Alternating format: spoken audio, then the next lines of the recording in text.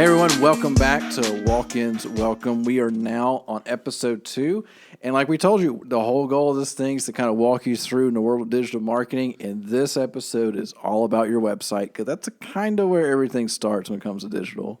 As we've set up these episodes for our urgent care listeners, we've already had a lot of fun. We've had some great interviews. We've had some great conversations already. But today we're going to be talking about websites, the importance of them, how they're kind of changing, how it works on the landscape of Google, and really how the content is important, the structure is important, but it's even more important than what your physical business used to be. So these are some of the topics that we're going to be going through today. Yeah. So let's just start from the top here. So obviously you need a website because in today's world, you kind of don't exist unless I drive by your office. And if I do drive by your office, I'm going to look you up. If I can't find your website, I'm going to question you. Are you brand new and you're just not off the ground yet? Are you closed? A lot of things going inside of that because the reality is your website is your business online, like period. Like it's your business in an online format. And if you don't exist online, you don't exist to me, for at least for most people, I think. I think it's going to be obvious to most of our listeners that, you probably already have a website. If you're listening to this, you own an urgent care, you already own a website, you're already operating a website, but do you really understand the importance of that website and what it's supposed to accomplish when you're not your listeners, but when your patients go there and they're looking for your services? Well, and another thing too, your website is not your patient portal. Let's keep that clear. A patient portal should be a link on your website. And to be honest, your current patients, the patient portal is for your current patients. The patients that you don't have yet that you want, that's where your website needs to focus on. Because the reality is, if I'm a current patient, I probably know your hours to a certain degree. I know the doctor I like there or whatever, or I know how to get there. But if I don't know anything about you, your website is that opportunity to do that right. And we've seen plenty of websites where it's just there to say, hey, here's our location, here's the patient portal, and that's all they talk about. They don't talk about their doctors. They don't talk about their services. They don't make it seem super easy to get an appointment online. I mean, it's amazing how many clients we've come across, or urgent cares in general, we've come across that don't have an online portal to book your next appointment and, actually go in and say, hey, go clockwise right here, and boom, there we are. We have an appointment in 2 hours. No, I mean, there are lots of urgent cares that don't do that. And it's such an expectation that we have as a society. Like, I want to book something now. I don't want to talk to you on the phone. I just want to get in front of a doctor but not sit in a waiting room for 2 hours. So this leads specifically to how you want people to experience your brand online. Yeah. Okay, and there's going to be some things that we want to talk about. One is going to be, how are they getting to your website today? Mm-hmm. All right. Are they getting to your website through social media? Are they getting to your website? If it's an urgent care, most likely they're calling you when there is an urgent care need. Yep. Right. So it's not something that you ran a Facebook ad and said, $29 well visit. Most likely, the traffic that's coming to your website today came because there was an immediate need for your business. Urgent care near me. That's right. Urgent care now open. That's it. And so one of the things that your website is going to have to be in order for you to show up is your website is going to have to be relevant. So, Michael, let's talk a little bit about what a relevant website looks like to Google. Yeah, so a couple of things first. It needs to be a dynamic site, which what we mean by that is simply it has multiple pages of information on it. It's something that's updated semi-regularly. For some people, that's once a month. For some people, it's once a year. It better be updated more than once a year. And also, it needs to function well on your phone. Google, this is, 5 years ago? About 5 years ago, when you would do a search on Google on your phone, it would say mobile on the side of the actual listing inside of Google because they were pushing so hard to make sure that your site was mobile friendly. And now it's called responsive design. And so that's been 5 years. It's been a while since that was a thing. So if your site doesn't look good on your phone, if it just loads up the desktop version of the site and you have to pinch and zoom, that's a problem. Google knows it's a problem. It's going to automatically deprioritize you. And then also make sure your site is secure, because Google really cares if you have an SSL on your site. What's an SSL? It's the little padlock on your browser when you go to your website. If that's not there and has a little red going through or a mark through, Google does not like you right now. Well, let's just be honest, neither does your user. No, they're scared. They've been trained, and rightfully so. If it's red, it's bad. It's something wrong. Even now, your Chrome, your one of your major browsers, doesn't even let you get to a website that has a broken SSL. It gives you a big old warning, and nobody knows what to do when that happens. So, yeah, just at a bare minimum, your site needs to be responsive, needs to be mobile friendly. It needs to have an SSL on it.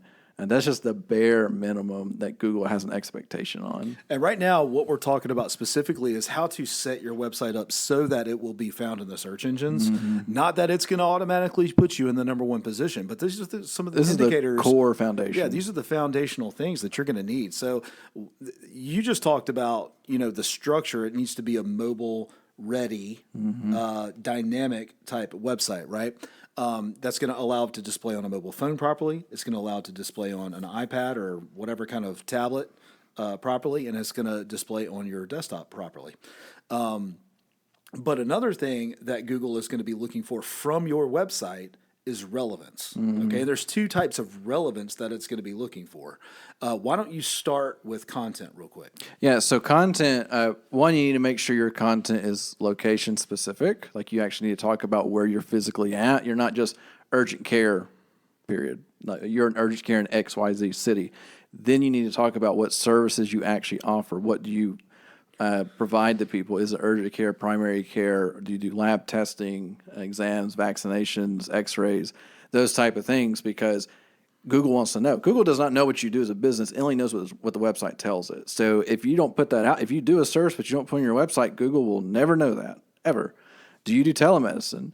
All these different things you have to think about. Is this important to your business? Should people know about it? If the answer is yes, and you make money with those services and you want to advertise those services, has to live on your website in an effective way, because Google will never know about it otherwise. Absolutely. And what happens is your website gets indexed in what's called Google Search Console. Google Search does what's called a crawl of your website. And basically what it does is it exactly how it sounds. Spider crawl. It's a spider crawl almost. Like, just think of some bugs getting all over each web page and just absorbing the content of those web pages and then indexing it on Google. It's hilarious to me, Michael, that if you plagiarize, it's illegal. When I've described people about plagiarism with Google, so basically treat your website like a college paper, which means in college, when you wrote a paper, you had to put references if you took information from somewhere else, and you had to put things in your own words. And you got deducted points or kicked out of college if you just copied somebody and just put your name on it. Well, Google operates the same way. Your website's like college paper, and Google's the professor grading it. And if it's not referencing the right way, if it's not written in your own words, and it's not written in a well thought out manner, you're going to get deducted for it. And yet, it steals everything that you write that is unique to you. It steals it from you, and it puts it on the search engine. And the more it steals from you, the more relevant your website becomes. Yeah. Well, and then the other side, too, this misconception, Google really doesn't want you to go to a website. They want you to stay inside of Google. They never want you to leave the page. Now, then, when you do a search, if you notice, so Google My Business, that little block on the right-hand side, you do a search on your desktop and your company pulls up. Notice how now you can do appointments through the thing. Google has its own website you can build. It never wants you to leave Google.com. We're going to have a great episode on how to optimize your Google listing, by the way. Yep. So keep tuning into future episodes for that. This is just about your website for now. The webisode. Webisode. This is the webisode today. But anyway, yeah. So, and that's just talking to Google. But then there's the human part. So talking to Google is obviously important, because we want to get you on page one and show up for relevant searches that make sense, so the people that do get to your site are the people you want to be on the site.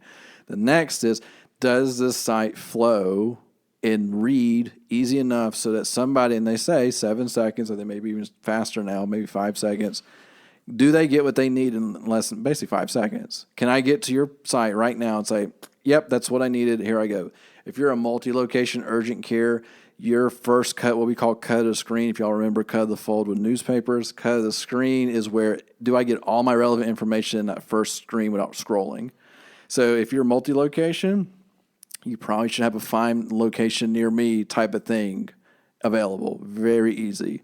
Because you actually have two types of customers on your site. You have the new potentials, you have the existing. So your existing has pay my bill or patient portal, and your new ones is find a location near me. So that's how you got to look at it. So keep that in mind. And the other side is people don't read. We make a joke about this all the time, but people don't read. We put a lot of content on sites not because of the people, but because of Google. Because Google reads it very well. But people just, when they hit their website, you have to remind them of that multi-location button a couple of times. Like, it's probably not one time. It's like, hey, we do this, here's a location. Hey, we do this, here's a location. Hey, we do it. And we just remind people how to get access to. So because we're trying to answer that question very, very quickly for them because we know what they're asking for. So keep that in mind with your designs. It's not about you, the doctor, or you, the office manager. It's about that patient that knows nothing about you but needs your services. And you want to make sure this is as effective as possible with how you write out your content. All right, and that brings us to the last piece for Google specific, what Google is looking for on your website. That third section of relevance is going to be location-based relevance, especially when it comes to Google Maps. Google wants to put the right information in front of that Google user, and right is equal to relevant, right? So if I live within 5 miles of an urgent care, the likelihood of you being 20 miles away from that urgent care are almost zero showing up in that search result. Unless you're the only one. That's it. In 20 miles. But in order for it to know whether you are relevant or not, your address needs to be present and clickable on your website to show up on Google Maps. So a good example of that, if you are multiple locations and you don't need to have a single location page on your site. You need a location page for every location you have. And on those pages, you need information. You need how to contact you. There's a map, all these different things that Google's looking for. And not only Google, but individuals, too, like actual humans, like they want this information, that they're trained by it. So you have to keep that in mind, that when you're designing this stuff, like it has to have some very relevant information on if you're multi-location, if you're single location, it still needs to have easy ways to contact, and it has to be city specific. Like whatever you're right now, say if you can do anything right, give me 5 minutes of something to do, go to your website. If you we're here in Birmingham. If we had an urgent care in Birmingham, does it say Birmingham anywhere on your website? Go look at it right now and tell me. So that's the starting point. If we could give you any advice in this one episode, is make sure you put your city with what you're doing. Absolutely. Got to make sure that all of the relevance is there, right? Yeah. So we've checked the three main boxes. We're looking for a mobile ready, mobile first, or at least a mobile responsive website. We're looking for the content to be relevant, crawled in Google Search Console. So writing A+ writing paper, because nobody on the internet wants to steal the fail paper. They always want to steal the A+. Well, Google's Please. the same way. They want to steal the nerd in the class. They want that good grade, right? And then you want to make sure that your address is very clear and present. Now, we've done the conversation around the relevance to Google. What are they looking for? So let's talk about getting to your website. All right. Now we're not talking about what Google wants. Now we're talking about what your user wants. And depending on how they get to your website, Michael, is going to be how you need to arrange your content. So the first thing in my mind when designing your website is thinking about your user first. How are they getting here? Right? So I can almost with certainty say that the majority of people coming to a urgent care website or a primary care website or some kind of immediate care website is going to be from a search engine. Yeah, it's a need. We recognize that if you're an immediate need business, your Google is typically a big driver for that. So if you look at your patient load, are majority of your patients like an actual urgent care need, not like a wellness check or a vaccination? Are they mainly focused, hey, I have flu, broken leg, or whatever? they're going to Google to find that, because what we've learned in our society is that we're not really dedicated to one individual doctor. Like my dad he's had one doctor. He's had that one doctor for years and years and years. My doctor is whatever's convenient to me. I was going to say, do you know, I've never met my doctor because I don't have a doctor. Yeah. My primary care is the person that pops up on Google in that Map 3-pack when I need one. And it has an appointment available. Yeah, they have an appointment available. They're easy to navigate. And if I have a good experience, here's the tip. If I have a good experience, I'll go back. Yep. And I'll probably take my family with me. Yeah. Right? Mm-hmm. So it's good enough to get people through the door the first time. Then you got to do your job. And that is the urgent care we leave to you. Mm-hmm. So let's talk about that person who found you on the internet and they get to your website. Let's think through that for just a second. Most likely, they already know they need you. You don't have to convince them that you're the right fit. They clicked on your listing on the internet. What they're likely to do is to click to call or to click to schedule online. Mm-hmm. They want to get to you as soon as possible if they're on your website. They don't want to hang out. They don't want to be your friend. They want an appointment. Yep. So 2 things that you're going to want very, very quickly right out of the gate is you want a way for them to click to call your location. Yeah.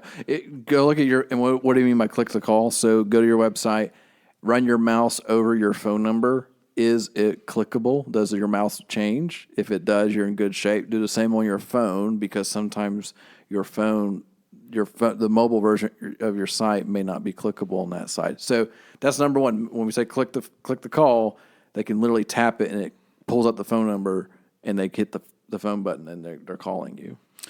The other thing that you're going to want to have present and all up in their business whenever they get on that website is if they're able to save their seat online in your urgent care because of all the parameters around COVID and everything else, you want to make sure that they can book online right away. You want that a big, clear, fancy button that says save your spot online, something to the tune of book your appointment now online. Yep. And that's gonna create a positive user experience. The other thing that, Michael, you're going to want to do is make sure that they can get directions, because if they didn't know they needed you already and they went to Google to find you, they probably don't know exactly where you are, and they're going to use their phone to get there. Well, and then also too, like myself, all right, I've got to your site. That means I've clicked on you from Google. I've got to your site. And it's like, okay, they actually do appointments online. I click to look at appointment. They have an appointment today. And before I book that appointment, I go back and click on how close are they? Are they 5 minutes away? Are they 25 minutes away? Is this worth my drive? And I verify all that. And if I can't do it quickly, I get discouraged and I hop over and I go look at somebody else. Because once again, this type of patient is looking for convenience, like care, but convenience. So keep that in mind, that if you can't make it smooth and easy for them on their device, you're probably going to lose on them. Right. So that's structuring your data to have your website as a service to your user. Now, let's talk about having your website as a resource to your user. Right. Go for it. Yeah, so resources-wise, so this could be, first off, the most obvious resource is making sure you actually do have a patient portal online. So if an existing patient is out there, they can access their records from you. They can access anything, like pay their bill. That's huge. By the way, Courtney went to an urgent care, my wife, a few months ago, got a random bill in the mail for something to insurance. It was like $8. I was like, this is so stupid. And you know what I did? I looked on their invoice. I was like, where's the online payment? I'm not going to write a check for $8. There was no link. So I went to their website. There was no link. And I looked. They wanted me to write a check. So I wrote a check for $8.54 and put a 50-cent stamp on it. I hated that. I didn't want to pay for it. Would you say that's a good or bad user experience? And the sad part is she had a good experience at the doctor's office. Like, they were very nice. They took care of her very quickly. And she had to call to get an appointment. She had to call. She couldn't use online. There was no online appointment. But that's the funny part. Like, we liked the experience. I hated the other part. Well, let me give you the flip side of that, because it was, a couple of weeks ago. I looked like I was shooting up heroin. You remember that? Yeah. So I go in. I'm not going to say which one it is. It doesn't matter which one it is. I'm not trying to do all that. But I had a great user. I was sick. I needed to get to the doctor. We had just recently moved from where we were to where we are, right? Mm-hmm. And so it was a new area. I did a Google search immediately online, had a great experience on knew exactly where to go, how to get there, booked online, got there, sat in the lobby for 5 minutes, man. 5 minutes. They took me back there and treated me like I was in a third world country, man. They stabbed my arm hard, that like left a big old knot bruise. It didn't even kind of care. So my user experience online was amazing, and then my experience at the doctor, it's all got to work hand in hand. Yeah, well, it's all full circle, right? Like the online experience got you there. The in-house experience kept you from coming back. That's right. Because the online experience doesn't matter as much if it's a recurring patient. Because I'm going to tell you, let's just assume for a minute that was a good experience for me all around. Well, my kids, it's flu season's coming up. A cold season's coming up. My kids play sports. What if they're going to need some kind of a physical done? I don't have a primary care doctor, and I don't always want to schedule, 90 days out with my pediatrician. If I need to get something now, they've kind of lost that opportunity with me because they're really bad bedside manner. Yeah. Bedside manner, that's a whole different conversation. Right? Not for this podcast. I mean, they didn't do anything inherently wrong to me, but all I'm saying, though, is that experience matters. And so let's bring back to that experience. That experience matters throughout the process. We want to have an amazing experience on your website. One, are you easy to find on the internet when people are searching for you? Mm-hmm. Two, are they having the kind of experience that they're looking for on your website? Most of the time, it's going to be find a location, schedule an appointment online, or click to call. By the way, click to call is actually like the last thing that people do. Yeah. I don't know if you're aware of that, Michael, but that's like of the clicks that we track across websites, that's not really even in the top 5 things that people that want to do. People don't want to talk to you at all. They don't. If they could, they would love to get you to get a diagnosis and never see a doctor. Hello, telehealth, right?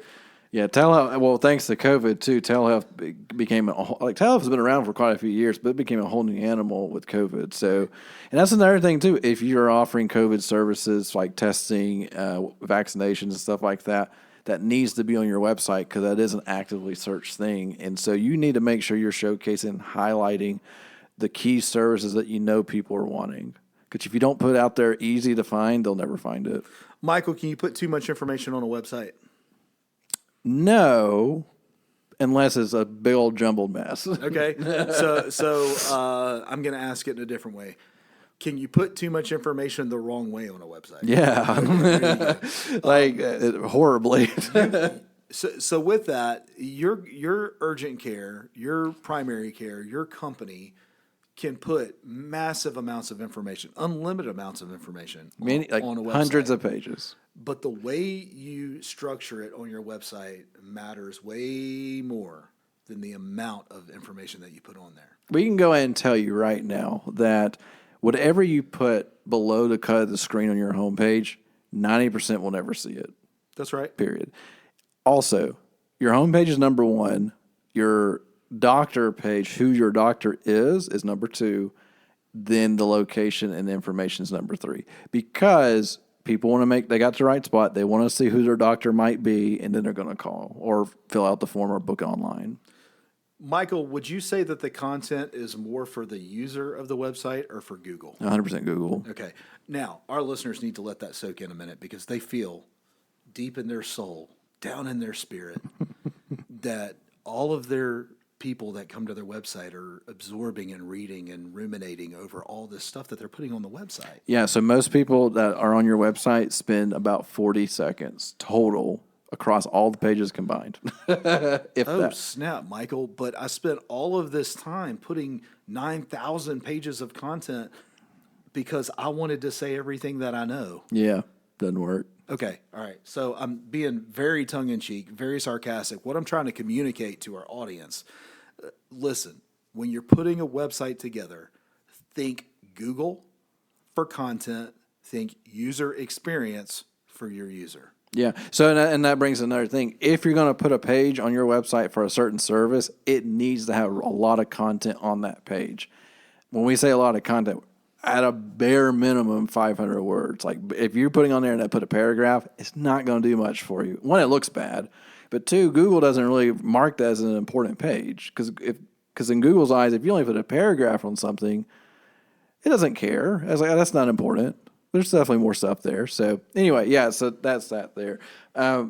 We're talking more about this episode than I thought we were going to, and I want to keep time in the right spot. So talked about content, went through that really well. I think we touched on like the importance of that. And sorry, business owners, people don't care what you have to say. It's a shame because I'm sure you're awesome. Yeah, it's just it's a reality. We have to fight. Hey, us type A personalities, that's hard for us to swallow because we've got really good things to say. And But they don't care. They don't care. You can put it on there. It doesn't matter. But when I show people analytics and they look at like if they wrote a blog post and they're like, oh, nobody looked at it. I'm like, yeah, that's a real thing. Right. So anyways, let's 0.00001% of blogs go viral. Yeah, pretty much like 90% of your traffic's homepage. So that's just the way it works.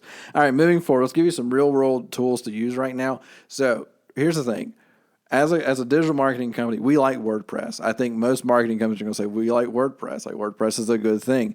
Why do we like WordPress? As a website CMS. CMS means content management system. So what we're saying is that your website has a tool that makes it run. We like WordPress. And why? We can do lots of stuff with it. We can make lots of changes to it. It's very customizable. We're not like locked in, and it's super easy for the client as well. Now, is WordPress easy for an individual to set up from the start? Not necessarily. It still takes, even for us, it still takes a little time to set one up. But there are a couple of tools out there. If you're strapped on budget, you know you need a website, you're opening up an urgent care, and like, I don't have any money for any of this, but I need a website. 2 tools that we can recommend to you, Squarespace or Wix. They both have limitations. They both look pretty good. They both work well on mobile, and they're both drag and drop editors. Costs are very similar, but ultimately, if you have no money for marketing right now, you need a website. Those are the 2 tools that we'll recommend 9 times out of 10. Now, if you came to us and say, I want to do SEO with you guys, we're going to have to rethink that website with the WordPress. That's right. Yeah, those are introductory tools to get you off the ground. But let me go ahead and encourage you. Make an investment in your website. When I say make an investment, I'm not talking about a $50,000 investment. I'm talking take $3,000 to $5,000, set it to the side, find a good company. We will help you if you need it. But take some time and build your website out right and make it expandable. Don't. Yes, you can use Wix. Yes, you can use Squarespace. But our recommendation to you is to get a foundation laid on your website because it will be what serves you for the years to come, especially if you plan to stay open long term. If put it this way, you probably spent a lot of money on that building for your urgent care. You probably spent a lot of money on that sign that's stuck on the outside of your building. The reality is there are more people going to look at your website than drive by your office. And you have to make that as a priority, right? So if your website doesn't look as polished as your office, that's a problem because it's a disconnect. And people, as anybody knows, when you click on something and you're taken to a site that has nothing to do with what you clicked on, it's a bad experience. So if I go to your website and it's killer, it's awesome, and I go to your urgent care and it is terrifying, that's a bad experience. And then on the flip side, if I look at it's funny, like the urgent care that Courtney went to and that charged the $8 thing, their website is ancient. Like I think it's a minimum of 10 years old, but she never made it to the website. She just used Google to get to call them. And when I looked at the site, I was like, this is the site that urgent care she went to. Like it doesn't match up. Like it just looks bad. And so you got to think through that. You got to make some polish to it. And if you value the way your brand is and you value the way you're perceived, your website has to look really good. That's good information, Michael. If somebody were to just, need some direction, need some help, what's the best way for them to get in touch with us? Yeah. So, all right. So we are, email is probably one of the easiest things in the world for us. You can always hit up on Facebook as well, but hello@urgentcaremarketingpros.com. Just send us a quick email. Love to talk to you more about anything. It could be this podcast. If you have some, we're going to have a question and answers episode where people send in questions and love to answer them. So if you got some very specific questions, you may say, hey, look at my website. What's wrong with it? We can tell you. And it's not there to charge or anything. It's like, we want to help you. So we're going to tell you like, yeah, you should probably change this or something like that. So. Awesome, man. Well, look, if you need help with your website, reach out to us. If you have questions about this episode or anything that we can help you with regards to how your website operates, let us know. And we would love to help you with that. And we really would value feedback on the episode. Reach out to us, hello@urgentcaremarketingpros.com. Until then, catch you on the next one. We'll catch you on the next one. Thanks.